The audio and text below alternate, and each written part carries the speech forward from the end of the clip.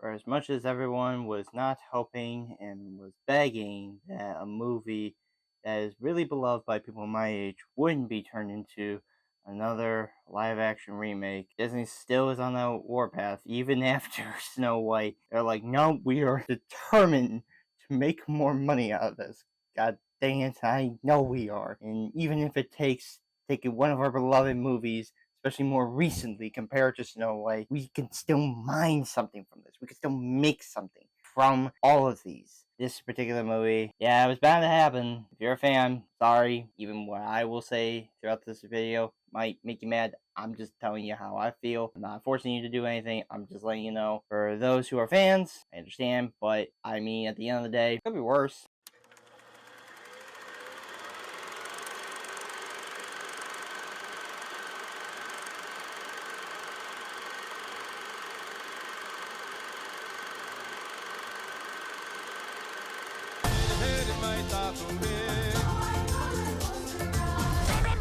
No, I'm gonna give you to the count of 3, Stitch. 1.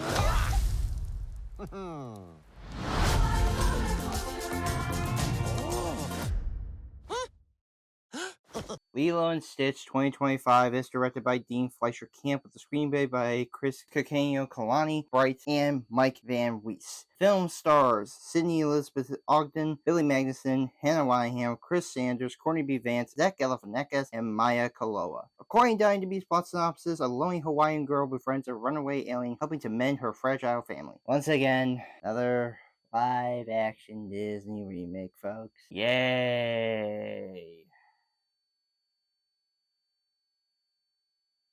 This year we already saw Snow White get this treatment, and well, yeah, we saw how that was. Now I will say it wasn't to the point of how the internet thought it was going to be just absolute trash, but I will say it's still not a good movie by any means. I'm just saying the internet likes to exaggerate things, but bottom line, downright bad. So now Lilo and Stitch was up. It was only a matter of time, folks. We were gonna get into this thing of who's up next on the call sheet in terms of who to remake a movie of. Lilo and Stitch, you're up. We don't have to go. No. Get your ass up here. We are not avoiding you. You make a lot of money, especially from Stitch. Yeah, your little blue ass is gonna get up here and make us money. Let's just get this out of the way because let's be honest, this is always the thing that everyone talks about with regards to these live action remakes, especially ones that are based off of beloved Disney animated films. Are they better than the original? The answer, no. Okay, if you want a really good animated Disney movie, just watch the original, okay? Let's just stop beating around the bush. I think there is a better way to do this and not have to beat up a dead horse in that I'm not sitting here saying that, yes, people will still compare it to the original, but here's how I think the best way to approach it, especially going into newer remakes, which is this better than the last remake? And what I mean by that is this better than Snow White? Yes, it's not on that level. Is it Pinocchio level? No, it is not on that level. Is it on the average level of the Lion King movies? No, they are not. I'll give it credit. And I just will flat out say it. It wasn't as bad. I was just as surprised as you all. I sat there, I'm like, how in the world did this not become a train wreck as it is? Now, I had some issues with it, so I will not sit here and say that it is a perfect movie by any means, but it was a decent watch. I was legit kind of surprised of at least a bit of the effort that was put into it. And again, not perfect, but I'll take this than most of the recent ones I've been seeing and watching. Before giving my problems, though, here are the positives that I did find and saw in the film. The performances are enjoyable. Everyone in the cast puts their best effort in conveying their animated counterparts, really trying and succeeding, I think, overall for the most part. I will say that some of the casting is a little bit weird, especially when you have actors that you just wouldn't think to yourself immediately, like, alright, he's this character. Like Zach Galifianakis. Like, would I have pictured him playing Jumba? No, not really, but hey, I mean, for better or for worse, it doesn't completely butcher something that a lot of people thought was already going to be bad in terms of what this movie was going to be. So, I mean, in the end, yeah, it's not on the level of what I think a lot of people will say, well, it's not like the original. I'm just saying, though, it's not complete dumpster fire. I think he does a decent enough job. I actually didn't mind Billy Magnus. I thought he was actually perfectly cast as Pleakley. Courtney B. Vance, I will say, is a little bit weird, just because when I look and hear Courtney Barnaby Vance, it just doesn't come off as what I would assume like a hardened CIA agent would be. I would have pictured other actors playing it, but I mean, hey, he's not terrible in it. He's actually okay and fine in it. But the real answer is, how is Lilo and Stitch? Chris Saunders returns to Stitch, and again, he's still amazing. He still captures what the character is supposed to be and how menacing this character can be. But Lilo, Maia, bless her, she's so adorable. She's so sweet, and she does, if you ask me, I think does an amazing job at playing this character. I know a lot of people will sit there and say, and especially judge a kid actor's performance, but for me personally, I honestly thought she was really good, and I actually didn't mind her performance. I actually found it endearing in her and Stitch, with Chris Saunders providing the voice. They do a really good job and have some really good chemistry here and there. Her and Sydney Elizabeth Ogden, they also have some really good chemistry. I think they really convey what their characters are supposed to be compared to how the original is. But just like I said, just playing what these characters are supposed to be, I think they're really well done, and I found myself actually really liking their dynamic in the film. The direction, for the first time, I will say this, is effective. Director Dean Fleischer Camp really puts his passion and effort into complementing what the original movie is supposed to be. Compared to the other directors like Mark Webb, Barry Levinson, Jon Favreau, and even Robert Zemeckis, he stood out more than they did. And those are already accomplished directors. And again, I do not blame some of those directors for those films, mainly like Mark Webb. Mark Webb was done dirty with that movie, if you ask me, and none of his styling or his voice was throughout Snow White. This movie, I can feel Dean Fleischer Camp's voice and his love for what the original is supposed to be, and I can really tell he actually was putting in a lot of effort to try to make an actual live action adaptation with what he was given. And I actually think he did overall succeed in trying to feel like he stood out amongst the other kind of soulless live action remakes. So to give credit where credit is due, I think out of most of the directors, I'm not saying all, because I didn't mind something like Cruella. I actually still think The Jungle Book is probably the better one, or even Pete's Dragon. I still think, though, that Dean Fleischer still overall succeeded in making sure that his voice and his love is conveyed all throughout the film. The visuals are actually quite impressive. All the aliens, especially Stitch, look surprisingly well done. They all look well animated too. I was completely blown away on how much they actually managed to keep the aliens, for the most part, faithful to their counterparts on how they're supposed to be presented and how they look. But Stitch, really, I think, I'm glad that they got that right, because they could have gone down so many routes and made this so bad and would have ultimately made a really horrible design out of him. But thankfully, they still kept to what the original looked like and just kind of put a little bit more texture detailing on the claws and of the facial movements, as well as the fur. So I give credit to the visual effects in this movie, in that, for as much as it's not a big movie compared to the other live action remakes that Disney has made, it's one of the more impressive ones in terms of the visuals, because I mean, it's not a blowy mess and it's not covered in all of it. Thankfully, it's all within the ramifications of what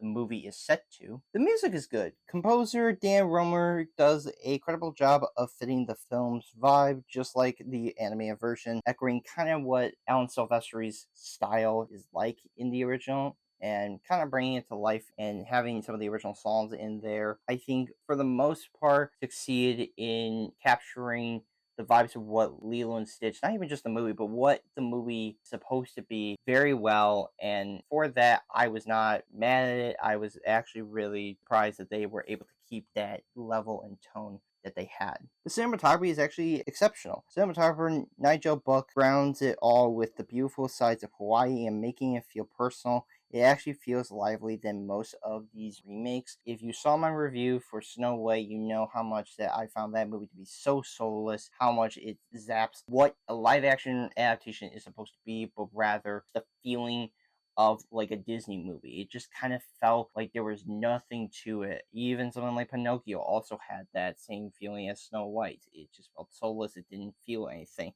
Here, camera work here felt a little bit more grounded, a little bit more kind of handheldy in a way, in how it's all shot at times and how it all captures the look and feel of what Hawaii is, as well as Stitch's chaotic rampage. It it was all done pretty well. The production is competent for having $100 million budget. All of it was used well. For the effects and sets, it all felt all within range. They were able to keep within the confines of that budget. And I know that this was supposed to be on Disney Plus, but even still, I gotta give credit to the fact that this could have been so bloated. They could have overblown the hell out of this. And while I do think that maybe they could have added a little bit more money at the same time, I'm just kind of glad that it was not as blown up as some of the other live action remakes. I'd just be happy to just not have too much CGI, if you ask me. So thankfully, because most of it is all in Hawaii and all on location, and we're able to have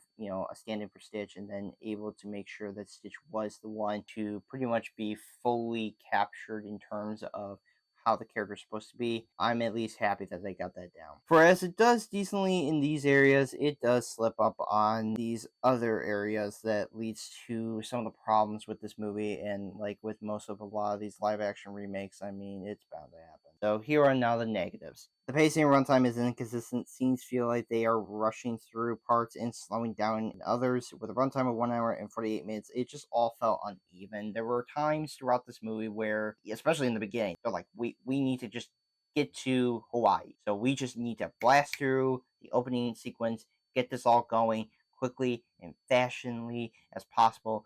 And once they get to Hawaii, there are parts where it does start to slow down a bit, but then other times it slows down a lot more and then also quicken up in certain areas. So it just all felt like there was no kind of consistency to it. It just all felt chaotic, if you will, especially for what a character like this is supposed to be. I get it, but still, there was no clear focus on making sure that everything was even. The story is tossed up. Sometimes they make changes to make it different, but would lack the punch it needs to hit, making it pretty much a mixed bag. There are times where the story does, of course, recapture a little bit of what the animated version is, but I do think that some of the changes, I do think, kind of a little bit hurt the movie because it was trying to be a little bit too grounded in certain areas that it just kind of felt like they were a little bit restricted in having certain parts of it, and also taking away moments that I think actually work a lot better in the original, but rather compared to other live action remakes, I mean, you could say that there was a little bit more heart into this one in how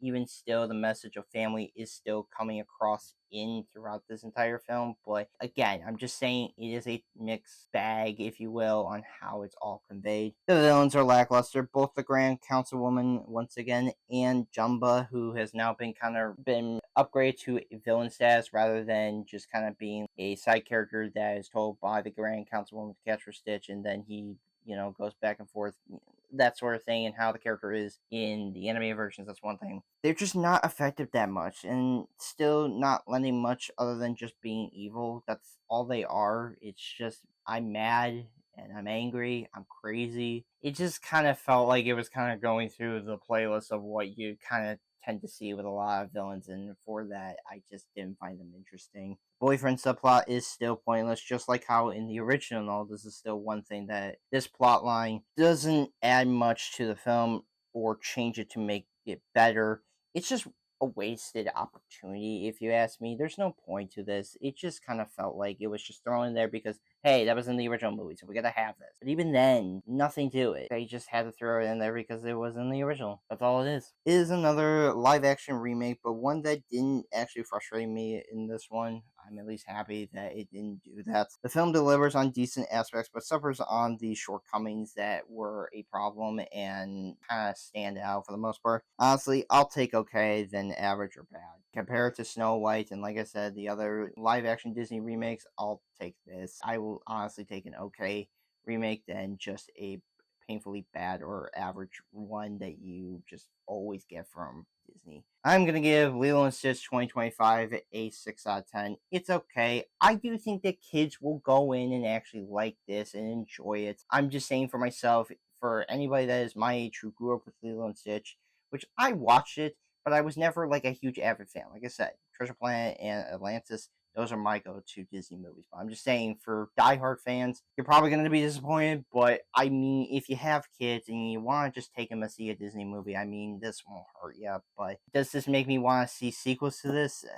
I mean, at this point, they are. But I mean, if you ask me, No, not really. I wasn't asking for sequels, but crap, with this movie making $300 million in its opening weekend, I mean, the writing's on the wall, people. They're never gonna stop with this. I mean, let's just stop acting like they're gonna stop with these. They're not. Even with Snow White being a dent, it's not enough. So take it for what it is. So I will be soon doing my review for Karate Kid Legends, and then all of May is over, and we can jump right into June films. So yes, look forward to that review and other reviews coming soon.